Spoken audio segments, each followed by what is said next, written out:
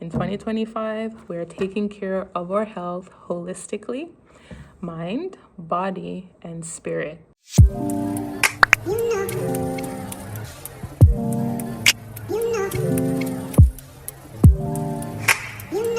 Hello, welcome to the channel. Welcome back. If you've been here a while, welcome. If you're new here, my name is Kaale. I am a lover of all things creative. I'm a fifth-year PhD candidate in nutritional sciences at Cornell University.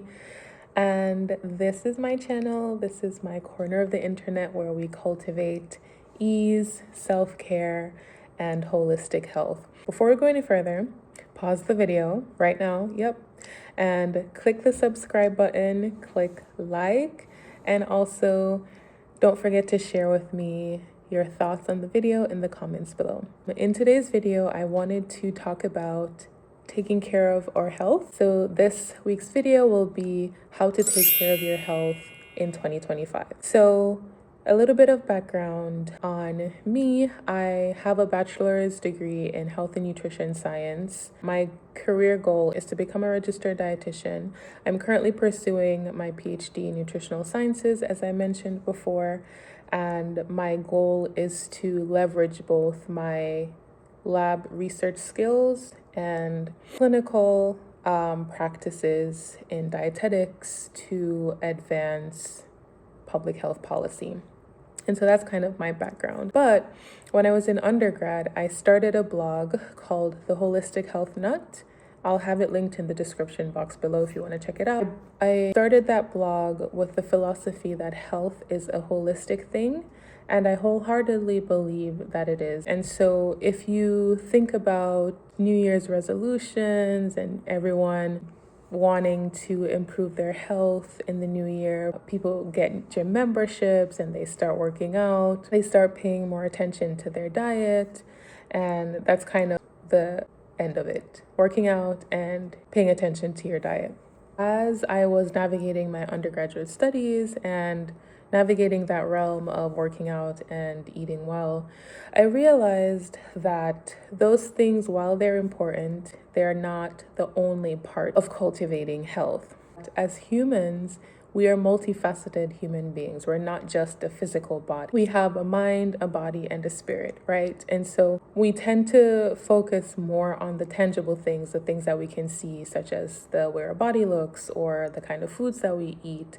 But we don't really pay a lot of attention to our mental health as well as our spiritual health. And so today, as we talk about taking care of your health in 2025, I wanted to share a more holistic approach to doing so. And so, yes, we'll still talk about physical activity, we'll still talk about nutrition, but we'll also be talking about taking care of your mental health and also your spiritual health. Let's get into it. Before we even get into that, I think in addition to taking care of our health holistically, we also want to pay attention to cultivating habits that are sustainable. We'll get into that in further detail as we go through each aspect of health. My first tip is to get a handle on what your goals are and why that is your goal. So for example, let's say you want to increase your endurance. Why do you want to increase your endurance? Let's say maybe you're a parent and you want to be able to engage in physical activity with your kids, and you realize that you're unable to keep up with them because maybe your cardiovascular health is not as strong, and so you want to build up your endurance so that you can do that. That's a goal that you can be connected with and will help to fuel your drive to keep going. Another example, say you want to be stronger. You're a single girl, you live on your own, and you basically have to do things like carry all your groceries in, or build furniture, or move heavy boxes. Okay, that's a goal of mine, and this is how I'm going to work towards it by lifting weights X amount of times each week. You want to make sure that you are connected with your goals. You definitely don't want to make goals based on standards on social media, right? You don't want to make goals of, oh, I want to look like this person, because that's not a goal that you're going to be intimately connected to. That's not a goal that's enough to fuel you sticking to a specific training or physical activity. First tip, figure out what your goals are and determine why it's your goal. If it's a frivolous reason, you might want to reevaluate your goal. Typically, when people say, oh, I want to be healthy, I want to take care of myself, they start to think about working out. And most people will start a gym membership, or people will go the extra mile of getting a personal trainer if they can afford it. And a lot of the times you'll notice that the gyms are packed come January 1st, or that first 2 weeks of January, the gyms are packed out. And then by about the fourth week of January, early February, it's back to normal, which means that people have essentially given up on that resolution. And I think a big part of why that happens is that people are unrealistic about what they can handle. And they also have goals that they're not necessarily intimate with, for want of a better word. And so if you have a reason for doing something that's not really true to you, then it's not going to be sustainable.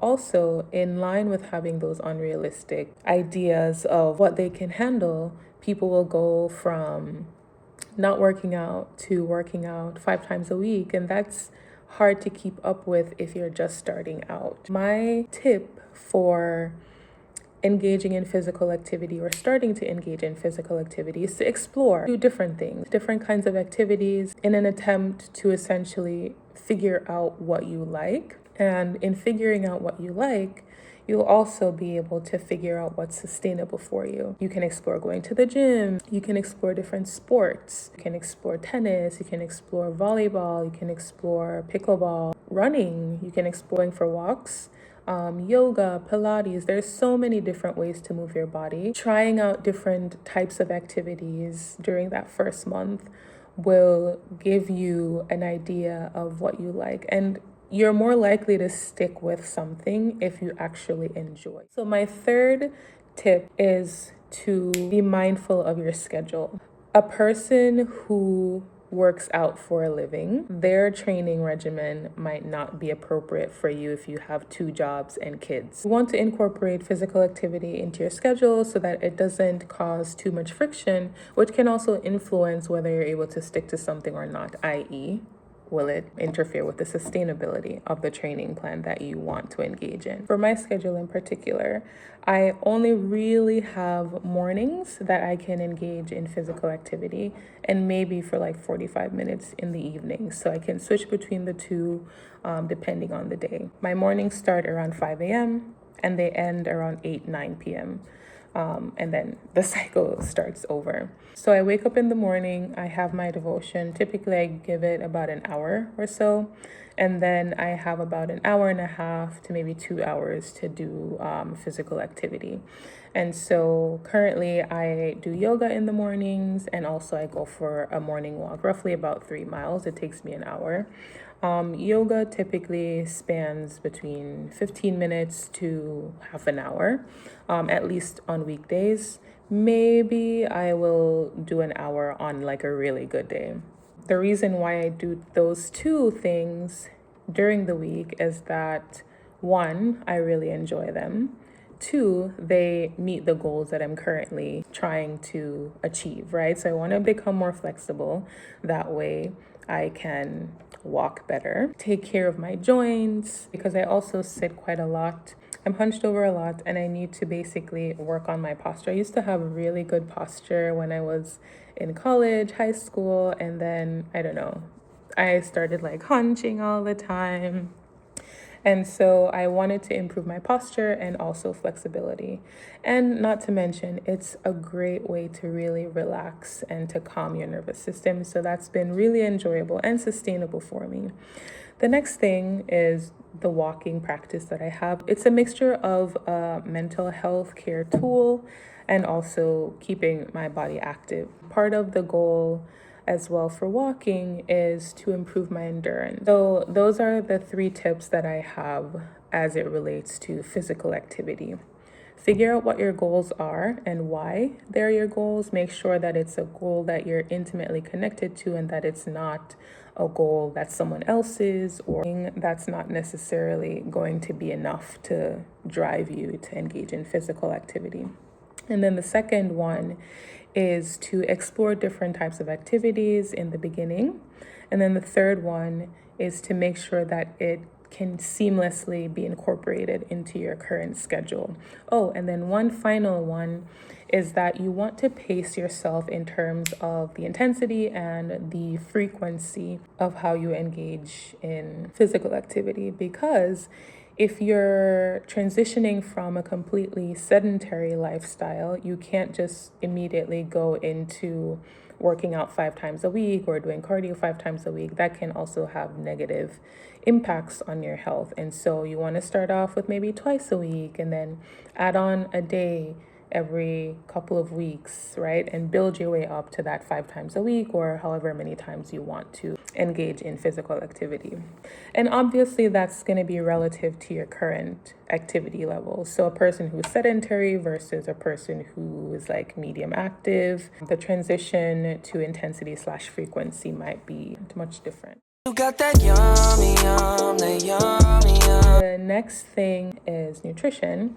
And I feel like a lot of people tend to complicate nutrition. I see it all over social media. There's a high craze right now for protein intake, which sure, protein is important for building muscle, but you definitely don't want to overcomplicate nutrition because then it becomes overwhelming and again, unsustainable. And so the first tip for nutrition is avoid diets completely. They are unsustainable and they have a 5% success rate. Something being 5% effective is not that appealing. There's so much research out there about the negative impacts of dieting, how that can result in weight cycling and also screw up your metabolism. Focus on adding instead of subtracting. So a lot of the times when people embark on a health journey, they start to think about, oh, I need to eliminate this, I need to eliminate that. And then you're so focused on what you can eliminate that you don't really end up with a balanced plate. The balanced plate is going to give you a variety of nutrients which you need to fuel your body and to take care of all of the biological processes going on in your cells. You want to focus on what you can add. So instead of saying, oh, I need to cut out carbs, start thinking about, okay, how can I incorporate more fiber? Right? Fiber is really important for your digestive health. It's really important for things like cholesterol. It's really important for bowel movements, which is super, super, super, super important. It also helps you to stay fuller for longer. So think about how can I incorporate more fiber? How can I incorporate more fruits? How can I incorporate more vegetables? What can I do to incorporate more protein into my diet? A balanced plate is going to include things that will give you a variety of vitamins, a variety of minerals, your protein, of course, and your carbohydrates and fiber, because believe it or not, carbs are absolutely important. Tom, you need carbs! Your brain runs on glucose! For simple cognitive functions, you need them. They provide you, at the end of all of that digestion and metabolism, it provides you with glucose, which primarily fuels your brain and helps you to concentrate and think and engage in everyday life. It also fuels your muscles. So those workouts that you're doing, if you're not having enough carbs, your workout is going to be mediocre because your muscles don't have enough.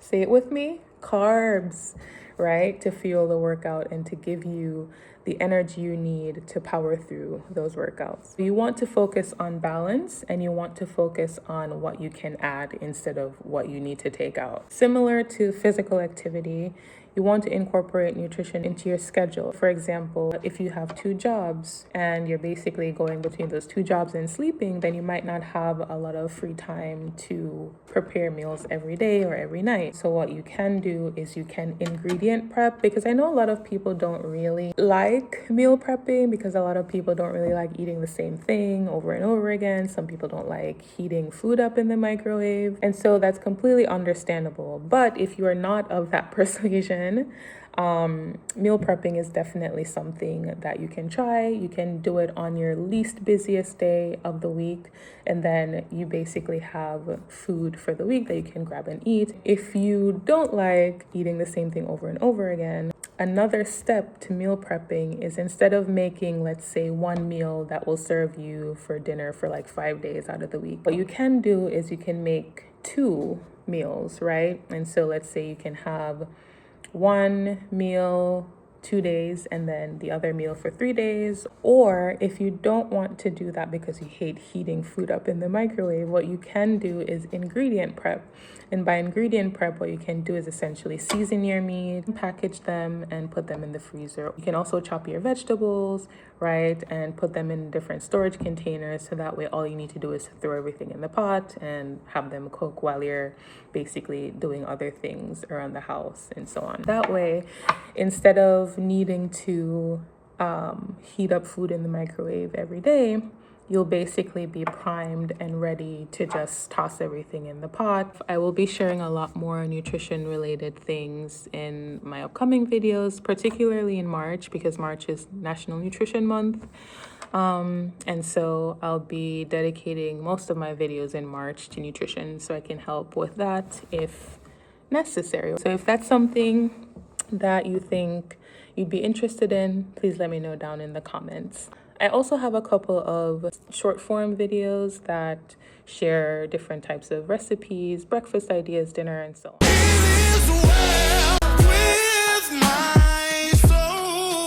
The next part I want to talk about is the spiritual aspect. And I look at this from my perspective as a Christian. And so taking care of my spirit means communing with God on a regular basis. And so this looks like doing my devotions daily, meditating on the word. So currently I'm going through a year-long Bible plan where I'm going through the different books in the Bible. And then I also have a Bible meditation app that gives me a verse of the day and a meditation to go along with it. And so I incorporate God throughout my days, whether it be through music or by listening to the Bible on my way to work or my way home, or even when I'm in the lab. Additionally, going to church as well and being in community with the people of God. Not only is taking care of your spiritual health important, but it also overflows into how we take care of our mental health as well. I tend to feel the most grounded and at peace when I am in regular communication with God. And so that's how I take care of my spiritual health. Definitely, I think that's an area where I need to spend a lot more time and attention in. Taking care of your spirit is equally as important as taking care of your physical health. And so a couple of tips that I have is get yourself a journal. You can use it for reflecting on what you read in the Bible. You can use it as a prayer journal. I write down a lot of my prayers because sometimes it feels better to articulate what I want to communicate to God on paper than it is verbally. And sometimes I do it verbally. I think that a big part of nourishing my spirit as a Christian is to make sure that how I'm communing with God is dynamic. And so I definitely don't want it to be dry and boring. And it can be that way if you relegate it to a specific routine. So sometimes I read my Bible, I journal about what I've read, and then I pray, maybe sing a couple songs, maybe dance around a bit. Sometimes I commune with God on my morning walks. Recently, I had a revelation, and I will share it in an upcoming episode of Tea and a Reasoning, which is my podcast series that I have on this channel. Feel free to check out the previous episodes. But yeah, sometimes I do it on my walk with God, and sometimes I do it in the car. And to be honest, when you think about communicating with God, it can feel very stiff, because I feel like sometimes the way that we're taught to communicate with God is to basically see Him as this lofty being that is unreachable and untouchable. And the truth is, he's just a friend, right? He's someone that you can be completely open and transparent with, someone you can be your full self with. So if you want to be angry and be like, God, this is why I'm frustrated and you're making me frustrated because of blah, blah, blah, he wants to hear from you. He wants to listen to your problems, and he wants to help you navigate and solve those problems. It's necessary to be completely unfiltered when it comes to talking with him. And that's something that I've learned throughout my years of walking with Christ. And so taking care of my spiritual health involves him 100%, because without him, without his words, I'm super anxious, right? I can't navigate challenges. And so taking care of my physical health is contingent upon me being spiritually healthy, because if I'm not spiritually healthy, then I don't have boundaries. I'm not sticking to a schedule. I'm like unorganized, which means I'm unable to make the time for physical activity. I'm unable to make the time to make nourishing meals. And so because we are multifaceted humans with a mind, a body, and a spirit, taking care of each of them flows into our ability to take care of the other. They're all connected, and they're all connected to make a whole and healthy human being. That's why I really try to emphasize on my blog and on all of my platforms that health is a holistic thing. And you shouldn't only focus on the physical, but also other parts of your being, like your spirit. God even changing my mindset, focus on winning the contest. Finally, your mental health. Your mental health is so important. As I mentioned before, all facets of our being are connected. They are connected in a way that if one is suffering, all of them are gonna suffer. Tips on how to take care of your mental health is have a routine, or have several routines. I have a morning routine that I adore, I love. It takes care of me so much. I'm still working on my night routine. And also you can have a weekend routine, you can have a self-care routine. Routines, love them, 100% recommend. Create a routine, and it could be specific to you. It doesn't have to be like anyone else's routine. Fill it with things that you know nourish you, that you enjoy, and that gives you release and peace. Those routines are things that will help you to manage stress, which is also important for your health, right? Because you need to have tools that help you to navigate stress so that you don't become overwhelmed and accumulate so much stress that it starts to manifest physically. The second thing for your mental health is go to therapy. Go to therapy. Even if you can't access therapy, is there someone in your life that you trust completely that can serve as a confidant for you? Someone that can serve as a support system for you? Definitely lean on your community for that, if therapy is not an option. Alternatively to both of those, you can start a journal and just write down your feelings, navigate your feelings. Even if you don't know what they mean, over time, as you write and go back, you'll start to understand why you felt a certain way at a certain point, or why you thought a certain way at a certain point. And you'll be able to realize different avenues of how you can grow, how you can change, and things like that. And also, it's a way to self-soothe and to also release. When there is energy built up, right, it has to go somewhere, right? And so, for example, you're feeling this big emotion and you have nowhere to put it. You work it out in your journal, transfer it to your journal, brain dump it. It doesn't have to be censored or pretty, just write what you're feeling. Final tip for mental health is have something to look forward to every day. This is something that I learned in therapy. And I think that previously what I would do is I would have all of my responsibilities. I would have so much work to do, being a busy grad student, and it would be overwhelming and stressful. And I would be so stressed. And my therapist would be like, well, what did you do to take care of yourself? And I'm like, nothing. And this is something that has come up in every single session that we've had, like this is something that she's kept repeating to me. Well, what did you do to engage in self-care after this? I used to basically wait until the end of the semester or the end of the week or when all of my workload subsides a bit to engage in self-care.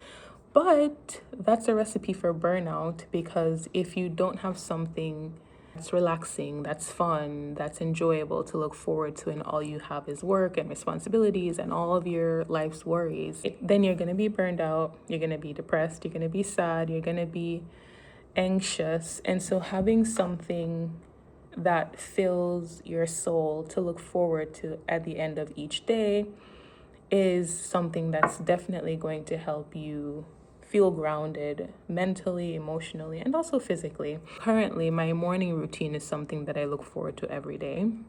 I am also working on my night routine, which is still on its way, and that's also something that I look forward to every day. My morning walks is something I look forward to every day. Making myself a yummy lunch or breakfast is something that I look forward to every day. And then things on the weekends, recently I've gotten into making my own bread, so I've been like baking sourdough on the weekend. Of course, you have to keep in mind your schedule and the things that you have to do, because obviously we don't want to neglect our responsibilities, right? We have to be responsible adults. So sometimes what I have to look forward to is relegated to just my little routines and my things that I can do at home, right? And sometimes there's not enough room to like go out and do an activity, right? And so those kinds of things kind of come a little bit sporadically, but in between there are things that I truly enjoy that are accessible to me with the time and energy that I have, right? And so yeah, taking care of your health this 2025 is not just going to be subjected to just your physical body. In 2025, we're taking care of our health holistically, mind, body, and spirit. Okay, so I hope you enjoyed this video, and tell me in the comments your thoughts on anything I said in the video. If you have any questions about anything, feel free to share. If you have any requests for videos expanding on anything that I talked about, feel free to share it below as well.